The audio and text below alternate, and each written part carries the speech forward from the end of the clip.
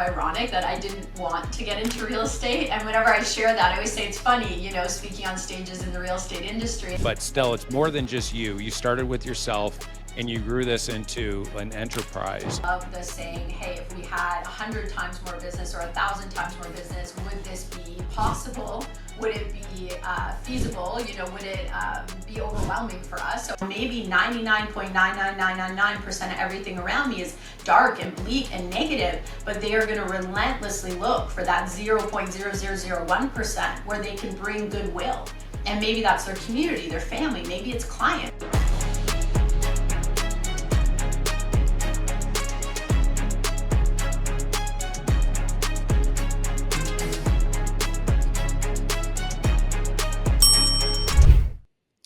Okay, welcome to the Mark Ferris Experience. We have Kathleen Black here. She is the CEO and founder of Kathleen Black Coaching and Consulting, a two-time best-selling novel book writer. She's wrote the book the top 1% Life and Relentless to Rise, and also Relentless as well, which is you've actually received two Emmy nominating documentary awards for that as well on that side, Kathleen. And she's coached thousands of agents, has over 25,000 hours of personal coaching. She is a previous realtor that turned into a coaching phenom. Kathleen Black, welcome to the call here. Thank you. Thanks for having me, Mark. Very cool. Well, we have a lot to talk about. And I'm really curious, though, let's maybe start at the very beginning. Let's go back to you thinking about getting into real estate, that origin story. Maybe we could start there, Kathleen, and then we can move forward. Yeah, for sure. I mean, I always say it's kind of ironic that I didn't want to get into real estate. And whenever I share that, I always say it's funny, speaking on stages in the real estate industry, and say I really had to be pushed to get my license. But the reason for that was I had two little kids, under the age of 5, and we were getting into flipping properties. So we were trying to, now I know it's called the Burr effect. Then I had no idea, but basically purchase them, renovate, put them to the studs, multi-unit, and then move into one of them and keep doing it. So I didn't really want another job, was the honest truth, but I was micromanaging our realtor because they didn't seem to understand the numbers or how to assess the projects. And so finally I gave in. And I said, yeah, I'll get my real estate license just to build our portfolio with my husband at the time. And then kind of, fell into the world, got busy very quickly, and life just rolled on from there. But initially, I didn't get into real estate thinking it would be my career. It was just to support our investment. Excellent. Yeah. So getting into real estate to learn how to invest and to support your investing career. Okay. So you're an agent now for a number of years. What actually helped you transition over to the coaching? Maybe you can take us into that transition period there, and why'd you do that? Yeah, I think it was interesting for a few reasons. Like my degree in university is psychology and women's studies, but as I was in university and when I took time off, I managed dental offices, which doesn't sound like the same thing, but I was a greeter at the time. It was the largest dental office, the most providers. So I had to oversee their schedules, and everything was very systematic and very structured, very organized. So coming into real estate, I went through a separation very early on, and I had to be extremely efficient. There was 2 kids, I was on my own. So efficiency became very important. And the team I worked with started a coaching company. By then, I was involved, I was overseeing before the workbooks went out. I had been helping with creating scripts and reminder calls just with my background, ironically, in the dental office. So when the opportunity came up to shift into something with psychology and how leaders tick, and to transition my skills from buyers and sellers to other, team leaders and top producers, I was thrilled to take that on. I was ready to. I think I was ready to do it. I remember when I was selling, I went through a little bit of burnout, and I wrote my first presentation, which was the consultant's approach. And today, that's the bedrock of our entire company. But at the time, the coaching company was out east, and I was back, presenting to the sales team about the consultant's approach and this different methodology not to burn out and to have an internal focus going into, the market. So I just felt I could help so many more people. I'd have a bigger impact in coaching, not necessarily more money, definitely not, but a bigger impact for sure. Okay. And then from there, so you're coaching, you were selling as well. So you started doing both. You were selling homes and you were coaching. What was it that made you go from, okay, I'm working within an organization, you've learned a lot, to saying, you know what, I want to transition and start doing my own coaching company? Yeah, it was, there were multiple steps in it. There were different owners with the coaching company, and that changed. So 18 months in, there was an opportunity to take over some leadership, which I naturally wanted to do. And then when the opportunity came up to, run the company, own half the company, that was something I was very interested in doing. To be honest, I probably would have never left. I loved running the company, but fate had other plans. So when there was a difference of opinion with the silent partner and myself, we came to terms eventually, and that led me to get a buyout, and I started my company. So to be honest, it wasn't intentional to leave the first company, but it was meant to be, because the second company was much more successful, much quicker, and I was able to build the vision I didn't thought I would build at the prior company. It just came Mm. with me. So it gave me a new platform. Okay, so it sounds sexy, starting your own business, getting out there. Take us through that early struggle that, we all go through to be able to attain the success, especially your success. Take us through to that very beginning there in that early struggle phase.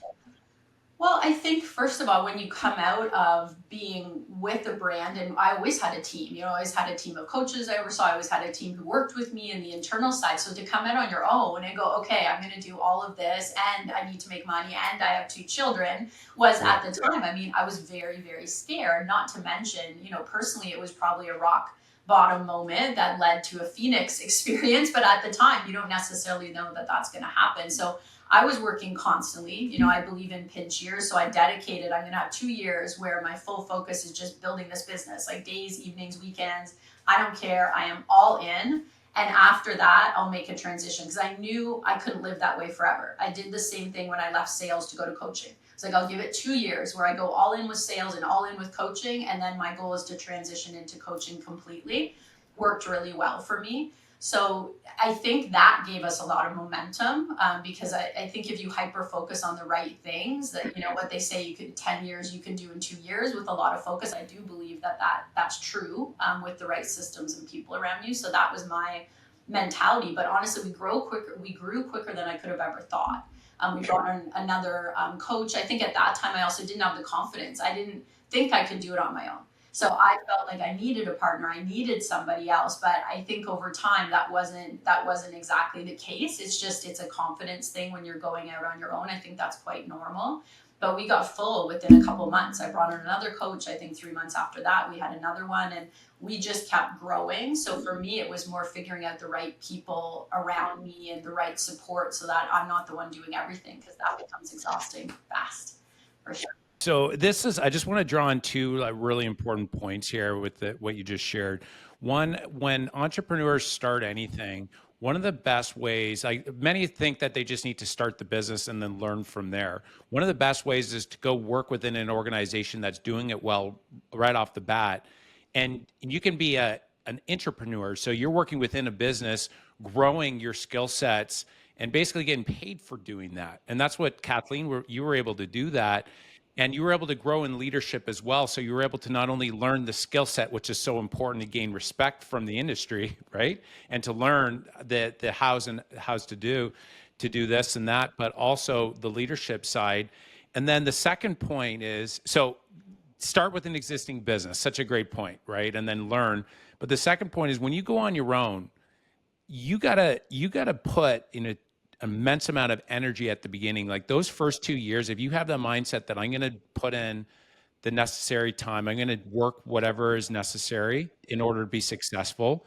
It's like a rocket ship taking off. Half of the fuel is burned up before it even gets out of orbit, right? And so I think that if entrepreneurs are starting anything, it's like get ready, because like 2 years I'm going crazy. I'm going to work at this harder than a 40-hour work week. And I think that's one of the biggest misconceptions I see. I mean, for real estate agents, but also for entrepreneurs, is they get into business, but they're not even treating it, not even like a full-time job. What are your thoughts with that, Kathleen?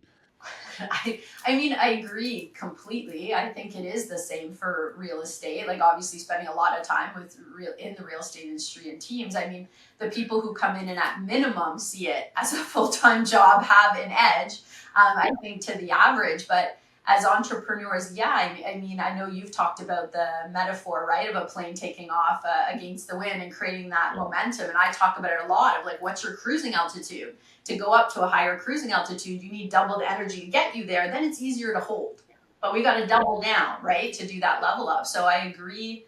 I agree completely. I'd also say I've noticed there's another risk. There's a risk of not going strong enough to get up, but then there's a risk that people get stuck in that mentality. And I've seen that a lot. I talk about it like you're in this hustle and we confuse strategic hard work with hustle. To me, they're not the same thing, right? Like hustling towards a strategy to get somewhere so that I can have more resources and I can build in a different way, help my team, help my clients. That's different than like, I'm just going to go and think that I'm going to spend the rest of my life like that. That's where I think you can burn out and it can cost your business a lot in growth, right? You get capped.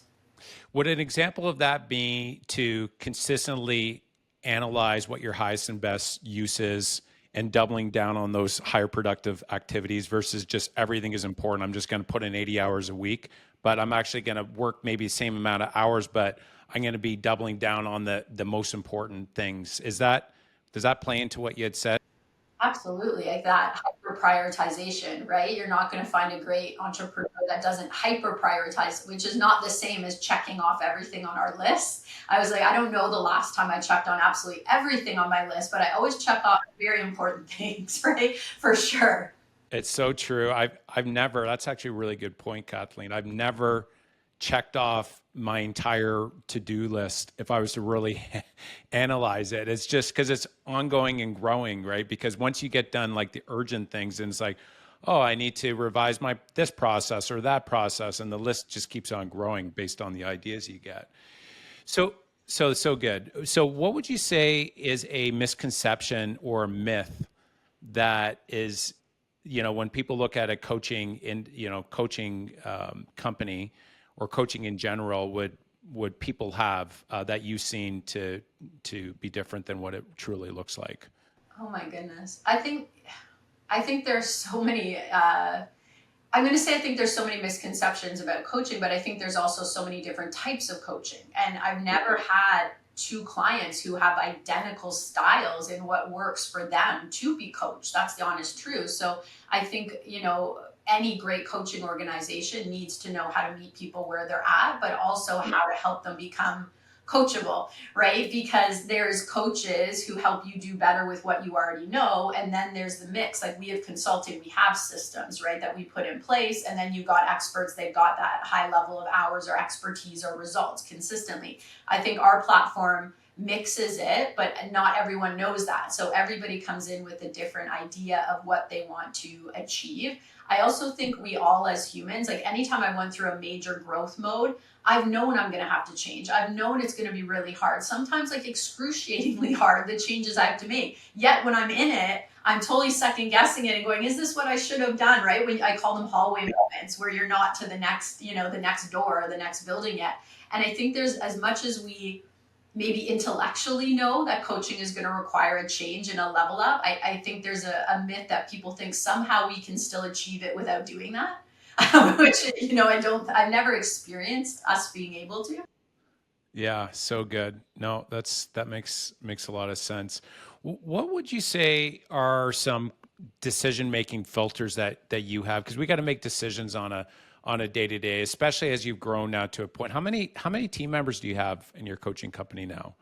Right now, speaking of decisions, we've had some changes over the last couple of years in our coaching team. We've just changed, and some things were out of alignment with values, and those aren't happy decisions all the time as leaders. However, they're decisions that have to be made. So that's happened. So right now, we have 6 core coaches. We're bringing on 6 right now who are through training, and then we have another 3 who will come through in the fall. So we're regrowing our coaching team.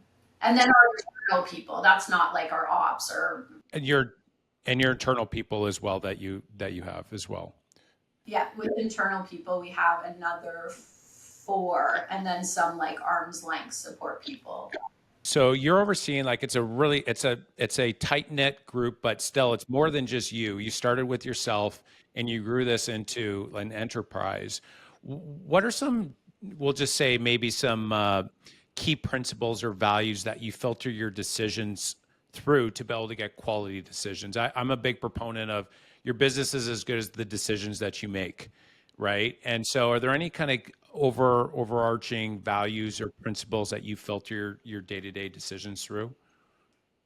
I mean, I'm a systems person. I can't get away from that. So, I mean, I do filter through scalability. Like, I love the saying, hey, if we had 100 times more business or 1,000 times more business, would this be possible? Would it be feasible? Would it be overwhelming for us? So, I would say, hey, like, would this be smooth and great for the client if we had 100 or 1,000 times more clients?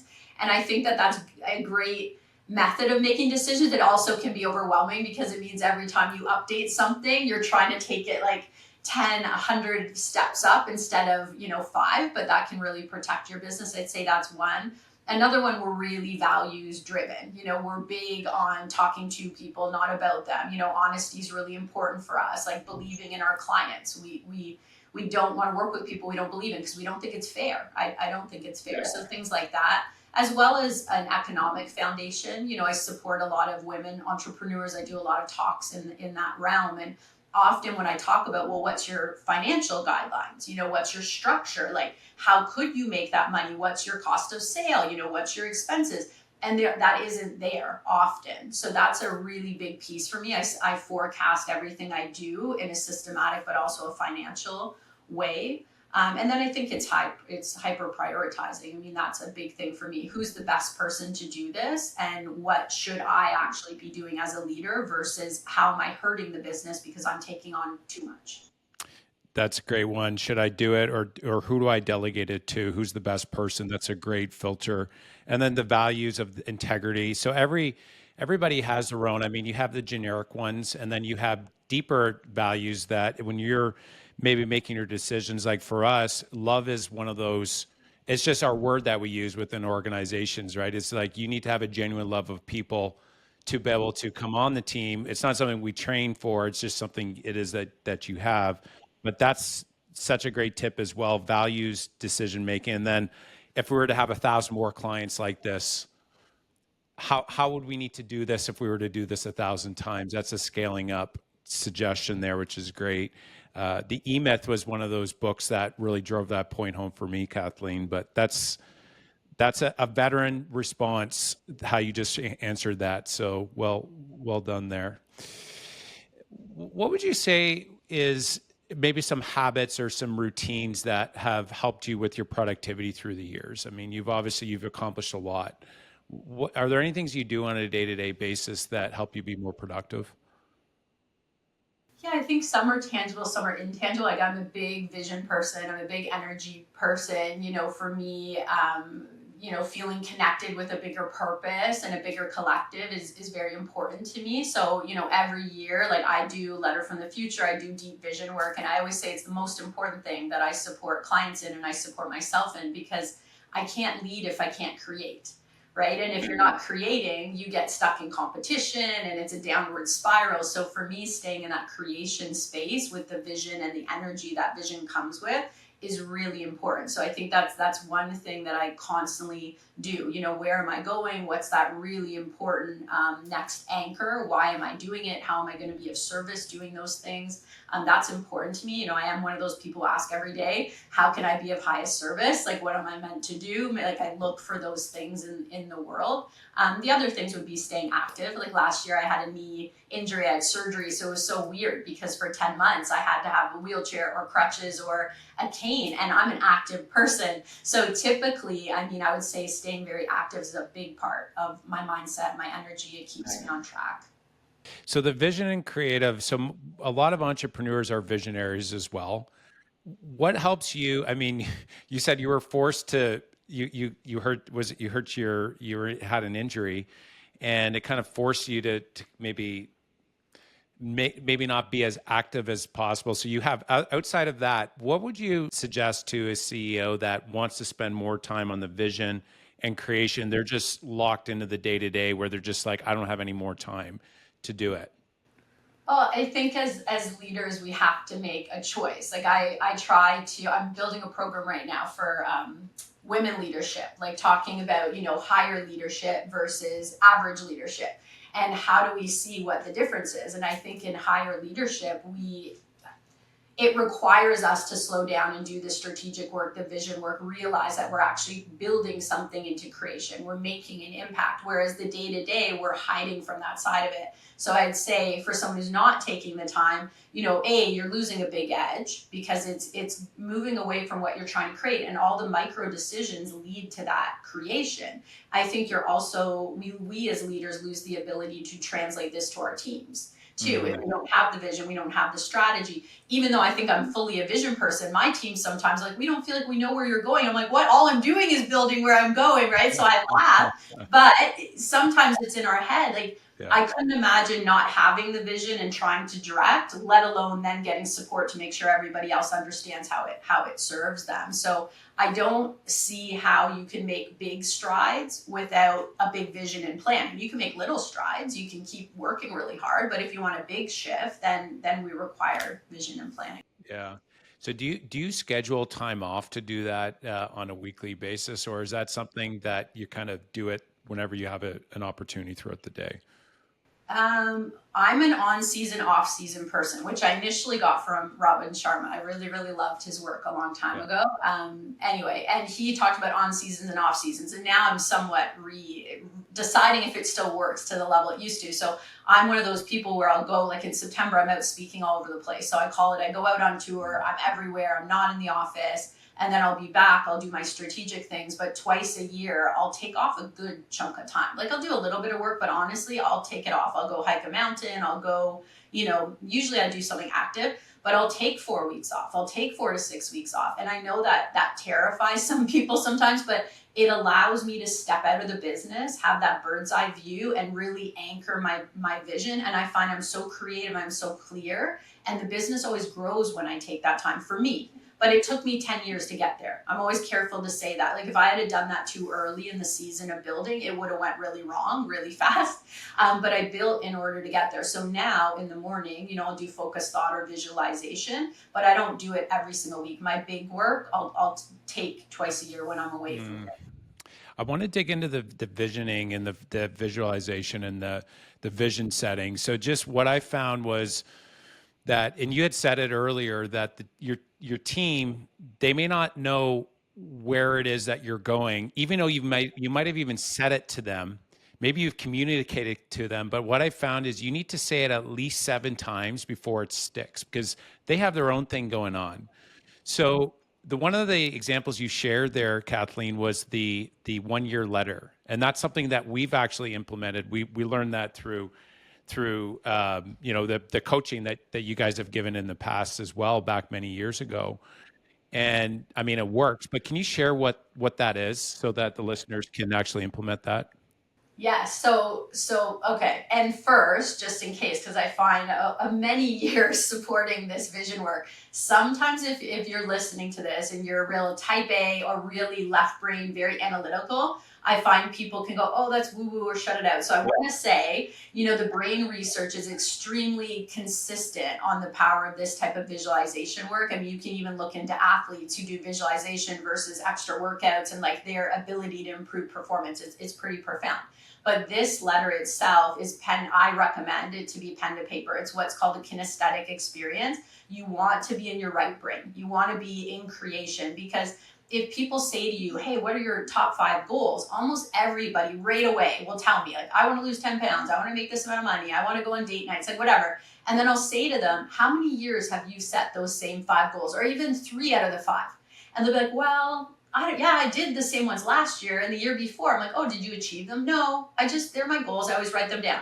So we want to break that script that we have with ourselves. So the letter from the future, if it was today, we're recording this on August 12th. So I would write August 12th, a year later, and write, dear Kathleen, what an amazing year we've had. And if I'm stuck, I'd keep writing that. What an amazing year. What an amazing year, until something comes to mind. And then I would write a letter as if I was writing it to myself or my best friend or my, partner, my spouse. and as vividly as possible explain that year, my health, my business, the spirituality, the growth, whatever it is for you. And you want it to be embodied. So the more you can see it, hear it, smell it, and really feel it, the more powerful it is.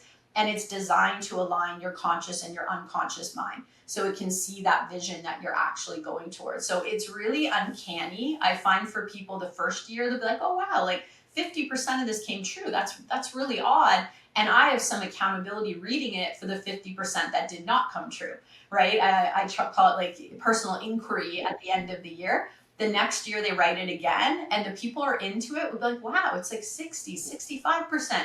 Year 3 or 4, they're usually at 70, 75%, and they're hooked, because the power of it is, yes, connecting to our unconscious, but the second power of it is connecting to our leadership. And that's priceless, right? For people to actually see what they're able to create. So it's both. And I've had uncanny experiences. I've read hundreds and hundreds of them and just seen beautiful things. It's one of the most beautiful parts of what I do, honestly. So I encourage everyone to try it. And years that were hardest for me, Mark, like mid-year, I'd write another one. I'd be like, if I'm really feeling lost, I'm going to write a new letter. If I'm really ahead, I'm going to write a new letter. It's a powerful exercise, guys. I highly recommend you do it. Just try it. And it does not need to be multiple pages. Just do one page and just try it, because what it actually forces you to do, and Kathleen, is one of the things that I've noticed in many, we'll just say salespeople overall, but this goes for anyone, is when they set goals that's not specific enough. And the act of having to write it down and being clear, it forces you to get clear what it is that you're looking for. And then if you get clear what it is you're looking for, it's like anything, you're able to find a lot easier, right? So that's where I found that just try it. It works very well. And so another good book to help you just to take it to the, to add to that 1 year, because I think the 1 year is awesome, is this book Cameron Herold wrote, Vivid Vision. And that book dives in a little bit further to, the power of that and actually going out 3 years. But the 1 year is something that we can all do right away. Yeah. But great exercise there. So, Kathleen, what would you say are some stressors that you have as an entrepreneur? Like, what stresses you out, or what can stress you out? I what stresses me out? I think any lack of leverage, like I'm a person who, I used to say I'm addicted to leverage. I love it. So to me, if I don't have the ability to have great people around me and we can't create something amazing, I feel very constricted. That's hard for me as an entrepreneur. So if we're having changes or, something's happening, I think I'm very empathic, so I can pick up on things, and I think a lot about the people around me. I think sometimes I've had actually feedback from some of my mentors be like, Kathleen, you're being too nice. And I'm like, I don't know if that's true. I don't know if that's a thing. And they're like, oh, it is. You're being too nice and you need to stop. And I still haven't fully come through that journey. So I think that can stress me out sometimes. I think too, I'm like everyone else, that I'm an entrepreneur, so I have really high expectations of myself, and I can sometimes get disappointed when it's maybe not even fair, in other people. Yeah. Well, Kathleen, what I know I've learned about you through the years is that you have like this deep care of people, like a genuine love of people. And I think that's where, as a business owner, when you have such a high standard of yourself and it's hard because you want everyone to like you, but there's, that one or two clients out of 100 that you just can't, but it probably keeps you up at night. It kind of plays into what you had just said. It's just, you can't do anything about that, but because you care so much. And I think that's a strong foundation for any successful business owner. Would you agree with that? 100%. And I mean, when I'm helping other leaders, it's so much more clear. Like, it's why I always say I have to come out of my business. I have to have support, because I know when I'm coaching other people, it's not that it's easy. It's never easy, but I can see it. I can be like, your gift is also your Achilles heel, right? It's a two-sided coin. But I think when we're the person, we're always, trying to just find the line of making sure that we're growing and, showing up as best we can as leaders. And I think that's a good thing. I wouldn't ever not want to do that. But I do think kindness and caring is really important, for sure. Yeah. Well, you definitely carry that, and it shows big time. What motivates you? What would you say? Doing a good job for clients, I take it. But is there anything else that's like, okay, this gets me going to keep? Because, I mean, in business, there's always challenging times. I mean, it can get really hard. So, like, what helps you keep going when times get really tough? Right now, my biggest passion is the stage, but not the way that would sound, because I have a keynote called Shift, and I love it so much because it allows me to have this ability to connect with people without any judgment of saying, hey, let's see where we're at on this journey. We want to move forward. Are we stuck in our ego? Are we in that consciousness leadership, or are we in a place where we can have these amazing collectives? And I love it so much because I think of, in a selfish way, the difficulties I've had in my life or the difficulties that others have had or my clients. Often it comes from that fear or that lack of awareness, right? That lack of ability to be strategic and not make, bad choices. Like you said, drama or gossip or all these things, like they cause so much damage. So to me, it's like if I can help shift or help facilitate some of that, there are better teams, there are better businesses, better families. That's like my biggest passion in life. That contribution to be able to do that is my biggest, most important thing. So I think it went from one-on-one with coaching to, a calling to be able to just impact as much as I can. That's my biggest motivator for sure. Impact. Yeah, that keynote talk there. Are there any other kind of there's always a bunch of key nuggets. Is there one more you can give us, Kathleen, from that keynote that has impacted a lot of people that maybe our listeners can benefit from? I think, as a speaker, when you put together a main stage keynote where there's AV and there's lighting and there's what's called blocking, you stand in there's so much that goes into it, right? To get people to connect to it. And when people will say, hey, like I felt like you were speaking right to me, but it was all different places. And that was my goal for them to know where they're at.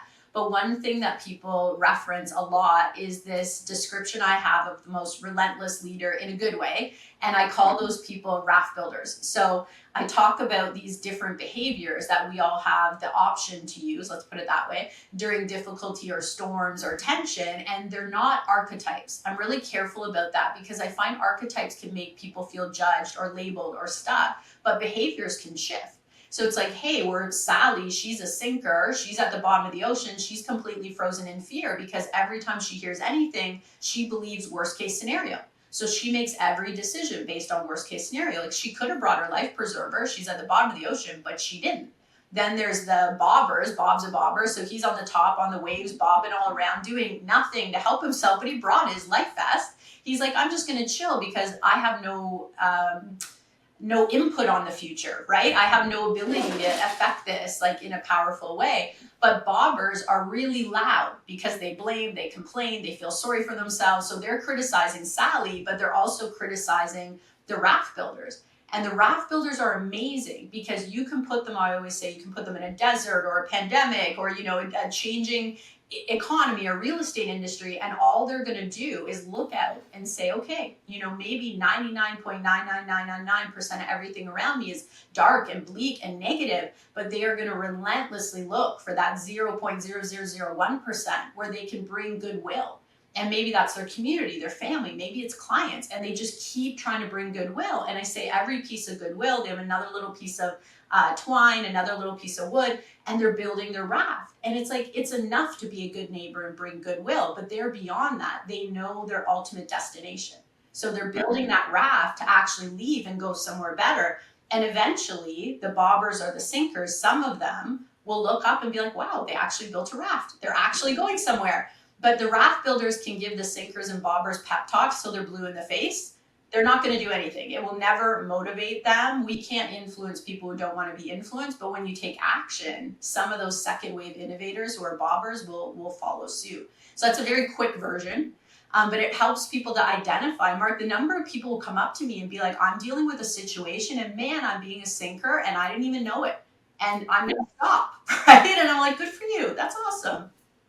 I love this idea about seeing opportunity and seeing different situations certain ways. So, like being a victor based on the same scenario that somebody else could be a victim.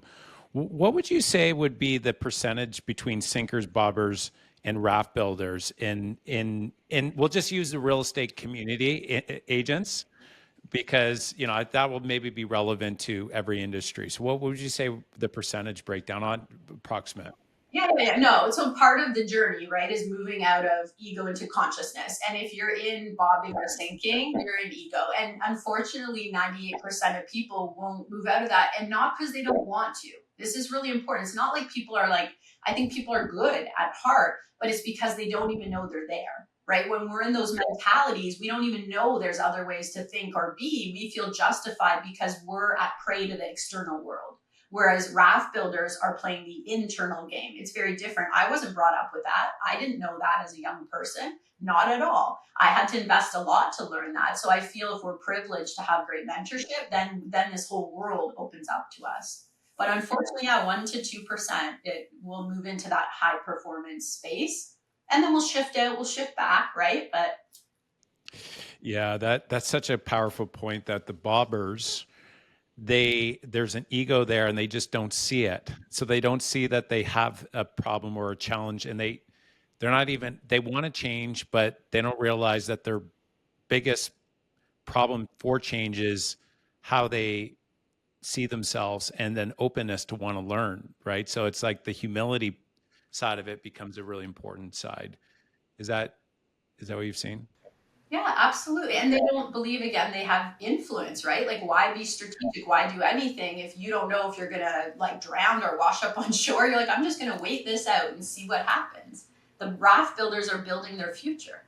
Yeah, that's powerful. I really like that analogy there and the examples shared as well. And that's such a great tip for all of us listening. It's like, am I truly being honest with myself of where I'm at? And that's where, a coach like Kathleen is really powerful to go in and just be completely, we'll say, open to suggestion and to reflect on what's said. And the other thing is to have somebody that can actually call you out and tell you the truth. That's one thing that Joanna, Joanna, Kathleen, like she's very quick to tell me the truth, the truth. And the leaders that I surround myself, I tell them like, I want to know the truth. And when somebody does tell me something that I know is a little bit hard, it's like first thing I was like, thank you for telling me that. And so as a leader, it's so powerful that if you tell your team members to do something and then they do it and then you hit them over the head with it first, they won't come back and tell you the truth. But as a leader, you have to hear that. And if not, I mean, you might just be a bopper, like Kathleen had said, and not even know it, which is hurting your business, which is crazy because you're spending 40 to 60 hours a week doing something, but you're going around in circles. Yeah, absolutely. And I love what you said, Mark, about asking for the truth. Like a few years ago, one of my letter from the future, but I created a more advanced, like daily goal actually then that I read. But one of the things was that like attracting mentors in who could help cultivate me to my potential to be of service. So being open to that, like polishing, let's say it that way nicely, versus seeing those people as, Yeah. detrimental to our future. So that's a big deal. Yeah. And it's hard sometimes hearing the truth. Very, very hard. It's like, just pause. Thank you. And then, if you need to come back after and say something, fine. But I think that anything that they say, even if it's not true, you got to say thank you and see it as a gift, and then go back and reflect on it with an open mind, big time. What advice would you give a new business owner, Kathleen? Is somebody thinking about, getting into starting something? What would be the first piece of advice? Oh my goodness. I've had so many over the time, but I think the end of the day, it's that like I could pick so many things. I want to say an economic model as a systems person. I want to say it so much, like know your structure so you can build around it because I think everything builds from there. But I don't think that's first. I think becoming an entrepreneur is a journey of a leader to grow as a leader. I think you have to want to walk that walk. There's a lot of people who want to make the money or want to have the stature. And I always said, like, I think that's why I love hiking. Like, I love the journey. Sure, you get to the summit for a couple minutes and then you've got to go back down, but you've got to love the process of constantly finding your own resilience, your own strength, your own abilities. I think that comes first. So for me, I don't know how you do it without a vision. I don't think I would have been able to stay in it. It can be hard, but I also love it. Couldn't imagine not doing it. but I don't think I could have stayed in it without a vision and a purpose for my particular style of business. I recommend you go back and just do a replay of what Kathleen just said. There were so many great nuggets in there. Just do a quick replay on that and watch and listen to what Kathleen said. There's a lot there, but definitely vision and purpose to start with is powerful. So Kathleen, entrepreneurs say they start their business, they're starting to make money, and they're starting to get some extra cash that's sitting there. What sort of investment advice would you give a entrepreneur that is starting to generate more income than they can spend? They're investing in themselves. Is there anything that you would like? How would you help them? Or any piece of advice to help them build wealth faster? Yeah, I think this like the high level of what I'm going to say is work with what you got until you got more, and work with that to get more, and repeat until you get where you want to go. But and that sounds good on the high level, but there's processes to do that. Like we work with something called the genius model. So it's identifying, I won't go through all of it, but multiple different levels of what we do day to day and our ability on them. And we do it based on a team model. It's in my book, Top 1% Life. Anybody can access it. But we look at everything we're doing so that quarterly I can look at it and say, okay, what's the next vision of the business? Is the org chart going to change? Are certain tasks going to change? Do we need a new product? So constantly being in that future of what you're building next allows you to know where you need to leverage next or where you need to invest. Because I see this constantly in smaller businesses, they actually underinvest. And it caps them. So they'll say, oh, we can't get ahead. But it's like, well, we're investing next to nothing, right? In your marketing or in your leverage or your support, because they see that as a cost instead of a strategic investment where they're actually doing research and development. So it's like, hey, if we're going to test something, let's have metrics. How long are we going to test it for? What does a win look like? Can we keep tweaking it to get to the win? And when would we pull the plug versus amplify it? I think that's a really strong way to know, hey, where's the next place for growth, but have a structure. Don't just throw, it's so easy to just throw money and think it's going to bring things into the business. In my experience, without a structure, it's really difficult to do that. So knowing your strengths, taking the things off that you're not good at, that are causing problems, that are exhausting you, that need to be done better for your level of service and reputation, like that's always an easy go-to. That's great. And so you initially got into selling real estate to help with your portfolio in real estate. Do you still think real estate is a good place to invest all these years later? Is that something you'd recommend for people to look at as an investment opportunity? Yes, I mean, absolutely. I think I've said this to you, but more privately before, Mark, but in passing, maybe. I mean, the one thing I think I didn't do was continue to invest enough in real estate because I was so focused on helping building other people's businesses, which I don't regret. Like, I love having done that. I love it. But I mean, it's like over the years looking at it, it was why I got into the industry. And personally, I got a little bit sidetracked from that. I also went through a divorce and I built, rebuilt one company and built a new company and all that fun stuff. But I think it's an amazing investment, and I'm really watching keenly, this year of what's going on. I plan to get more and more back into that game myself. And I'm also happy to be working with you on one of the properties in Florida. I mean, I think the ability not to have to be a property manager anymore, which I used to be, and a landlord is a beautiful thing.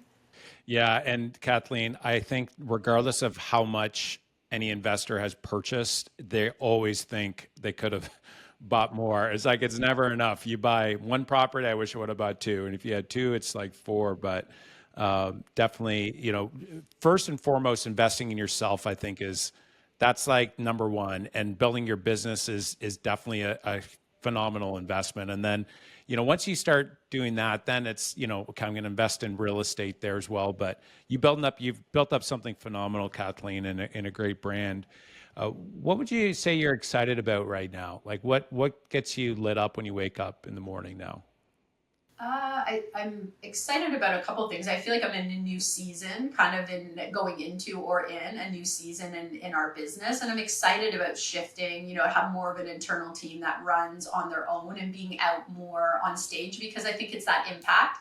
I'm one of those people of, contradictory values at times. Like freedom is a huge value for me, but so is challenge and knowledge acquisition and contribution. So I'm constantly going, if you do really well here, you can have this. And then if you have this, you can have this.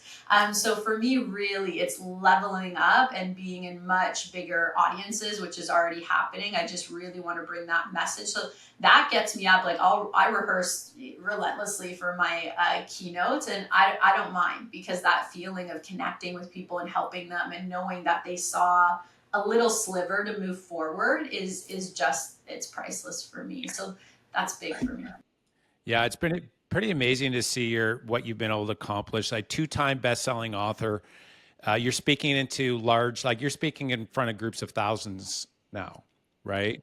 What do you think has been like the number one thing that has helped you level up to that level of, being known and being kind of right at the top of an industry? I always find these interesting questions, because my own perception of it would probably be very different from other people. I mean, again, I have a level, but a DC personality. Like I'm an INTJ, if somebody knows Myers-Briggs. So like those are people who like to build things and everything's interconnected. For me, nothing stands on its own, right? Like it's all this big web. So I mean, I naturally process the world that way, which I think has helped me. But the biggest thing is I'm always looking for the next way that I can bring my personal message to mission and message to the world. But I think the biggest way that I've broken through, honestly, is personal development. The biggest thing that's held me back again and again and again has been me. And I'm not embarrassed to say that, because I think every leader goes through that. But I've also been smart enough to invest, right, in help and support, and to call out and self-coach myself a lot. I spend a lot of time in introspection. So I think certain parts of my business could have grown quicker had I been ready for them, but I just wasn't yet. Well, and that's what the listeners out there, that getting a great coach like Kathleen can really help you break through those barriers faster, right? So, Kathleen, you ready for the rapid fire part of the talk Sure. here? Yes. All right, cool. So, which book has had the biggest impact in your business or wealth creation? I say two. One, The Alchemist, for my energy side, but the second, Think and Grow Rich, listened to it in the shower when my kids were babies, like changed my life for sure. Awesome. The Alchemist, and we have Think and Grow Rich by Napoleon Hill. That's great. Yeah, great books. That's Will Smith actually talks about that book, The Alchemist, there as well, right? Yeah, powerful book. Okay, both of them for sure. Okay, and what are the three words that people that know you best, how would they describe you? Three different words. Oh my goodness. Well, according to the director of the documentary Relentless, which I didn't believe him until I saw the footage, like I thought he made it up. So I think they say relentless, resilient, definitely still caring. Like a lot of people are like, yeah, like you make efforts, you care about other people, which touches me, because I think as a leader, sometimes you worry people don't see that anymore. So those three. Okay, so we have caring, relentless, and resilient, which is so important as a leader, right? People are looking to you for strength, right? And continuing to keep going even when you get bonked in the head. You got to keep going, right? So good. Okay, great. And then what advice would you give your younger self? Last question. Oh my goodness. What advice would I give my younger self? I think it's all happening for you. Like everything that was hard on me was actually a phoenix moment. It was all to my benefit. And once I saw that narrative, once I chose those narratives, sky's the limit. So I wish I knew that sooner. Cool. Great advice, Kathleen. This was phenomenal. Thank you so much for coming on and answering some of these questions and sharing some of your wisdom that you have. Where can listeners reach out to you to find out more about your coaching services? Yeah, for sure. So you can go on KathleenBlackCoaching.com, and also we're on all the socials. So if you want to follow me on Kathleen Black _ on Instagram, or Kathleen Black Inc., we're all over there. But the website's the best for like our services. Very cool. Well, guys, if you are a real estate agent and you're looking, I definitely recommend you reach out to Kathleen. And she really does care and can help you level up to that next level. Kathleen, thanks again for coming on today. Thank you so much for having me, Mark. I really appreciate it. Awesome. All right, guys, thanks for tuning in to the Mark Ferris Experience, where we speak to the most successful entrepreneurs out there. Until next time, have a great day.